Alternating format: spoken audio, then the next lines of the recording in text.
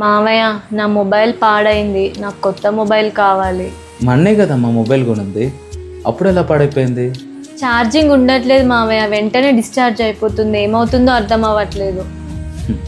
Night అంతా charging పెట్టి అలాగే వదిలేస్తావు. బ్యాటరీ డ్రైన్ అయిపోయేంత వరకు అలాగే వాడుతూ ఉంటావు. ఇంకా అది అలాగే ఎక్కువ కాలం వస్తుంది.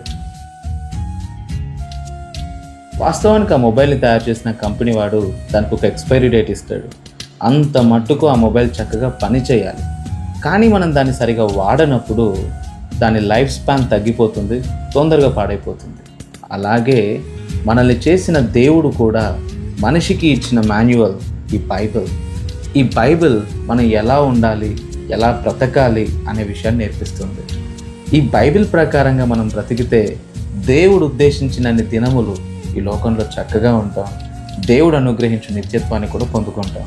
కానీ అలా కాకుండా దేవుడి యొక్క వాక్యాన్ని, దేవుడు ఉద్దేశించిన క్రమాన్ని పక్కన పెట్టి ఇష్టానుసారంగా జీవిస్తే అర్ధాంతరంగా మొబైల్ ఎలా పాడైపోయిందో జీవితాలు కూడా అలాగే పాడెక్కుతాయి.